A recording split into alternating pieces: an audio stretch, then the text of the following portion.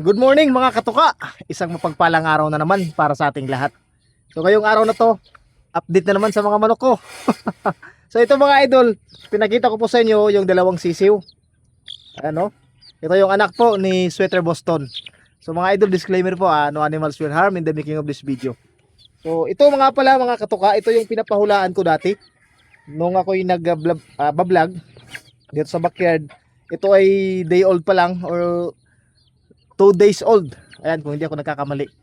So pinapahulaan ko sa inyo kung ano yung gender nito. Kasi tatlo lang to mga idol. Dito yung isa sa ilalim. Dalawa lang yung kayang hawakan natin eh. So ito yung mga katuka. Tinanong ko sa inyo kung ano yung gender niya. So marami nagko-comment na dalawang babae daw, isa lang lalaki. So ito mga katuka, napakaswerte natin dahil tatlo po yung lalaki. Ano ito yung isa? Papakita ko sa inyo.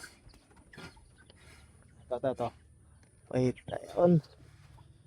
So, andito yung ayan po. Tatlo.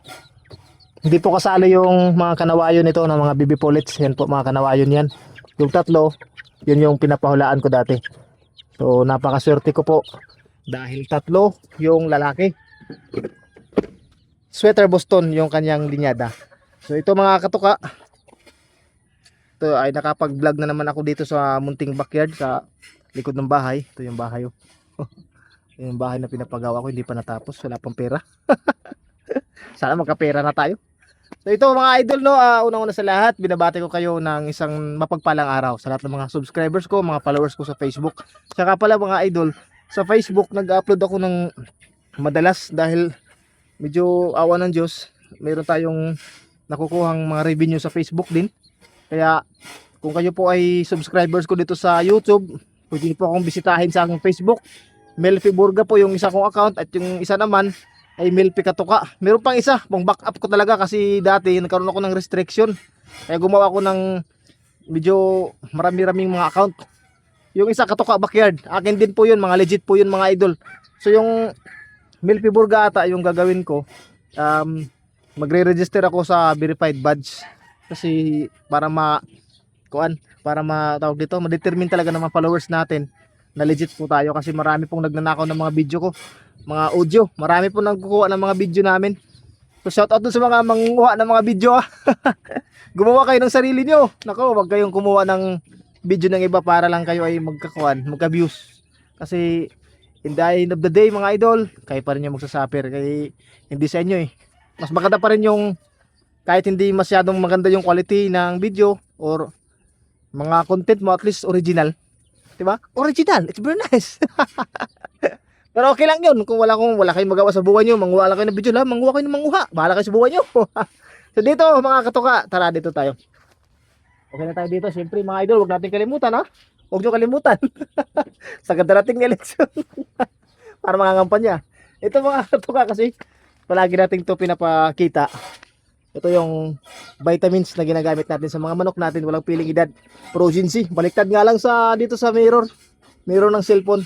Progency po ito, Progency. Ayan, ito yung vitamina para sa ating mga alagang manok. Kasi siyempre, ito pala, Quick Heal, matagal natin ginagamit to. Gamit sa pagpungos or kahit na anong mga sugat ng ating mga alagang manok. Madali lang talaga maghilom. Kaya nga, Quick Heal. So dito tayo sa likod ng bahay. Uy nga pala mga idol.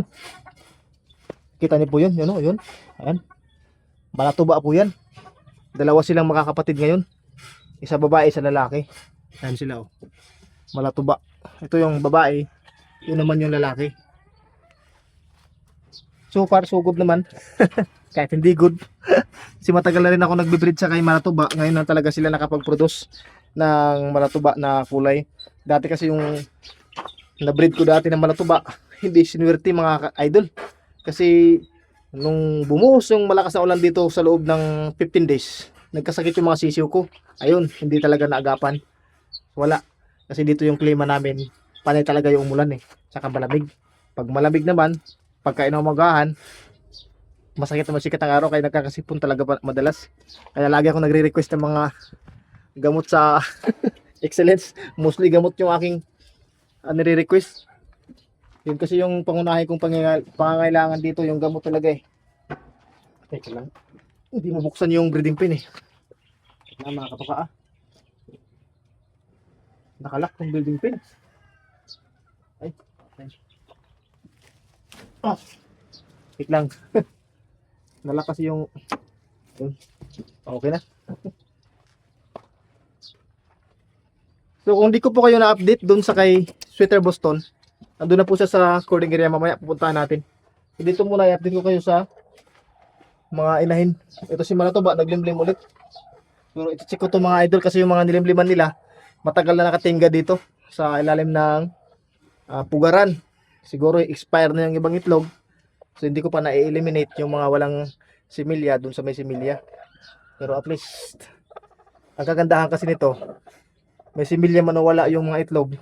Ang purpose natin dito na hindi natin inaalis yung kanilang yung nanay para masanay sila palagi na maglimlim.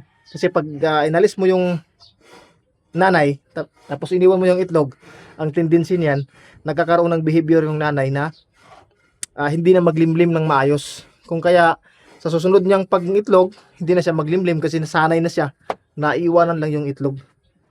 So yun yung aking purpose, hindi ko muna inaalis. Ito naman si 5K sweater. Parang may namisa na, wala pa pala. 5K sweater po ito, yan po, yan po. Ewan ko kung nakikita niyo po.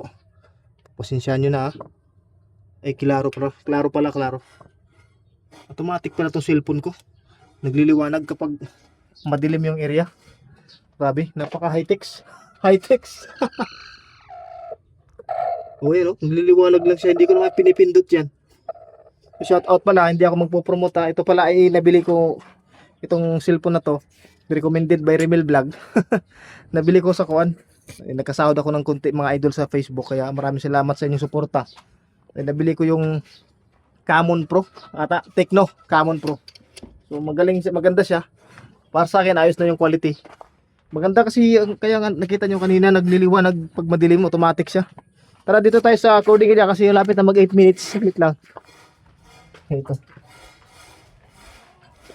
Papakita ko lang po sa inyo si Sweater Boston nandito na. O yan o. O si Sweater Boston. O. Eh di ba sabi ko sa inyo ipapahinga ko siya after sa breeding. Kaya ito na. Yung request nyo mga katuka. Nakapagpahinga na si Sweater Boston. Pinaliguan ko na rin yan. Gamit yung shampoo ng bayan, yung pambansang shampoo. May mga kumo to. Zero Mite shampoo. At saka nabigyan na natin ng Calci X, Mega B12 para manimbalik yung kanyang lakas. Yung Calci X kasi mga idol, maganda yun para pampatibay ng buto. At yung Mega B12, pabalik alindog na mamula yung mukha nila. So yun yung aking ginawa muna sa kanya para bumalik yung kanyang pagiging healthy. Kasi iba kasi yung Nokis mga idol na nasa breeding pen lang, hindi kasi naarawan. Not like kapag nandito sila sa labas, bilad sa araw, naulanan, at hamog. Yun yung makakapagpatibay at saka makakapagbigay ng maganda nilang alindog. So yun lang. Next time na lang yung iba. I-update ko kayo sa iba. So ganun pa rin naman mga katuka. Awa ng Diyos. Tuloy lang sa pag-alaga ng manok dito. Sa ngayon walang nabawas. Meron tayong paparating na mga baby stags. Next vlog ko, i-update ko po kayo. So hanggang dito na lamang. Maraming salamat sa suporta nyo. Sa mga hindi pa nag-subscribe, salamat po sa mag-subscribe. God bless po sa mga nag-share na aking mga video. Thank you po. Happy birthday sa mga nagbe-birthday. Ingat po kayong lahat. Lagi nating tandaan, ang sabong po ay sports lang. Huwag tayong magpakalulong sa sugal. Bye-bye. Sana masaya ka lang.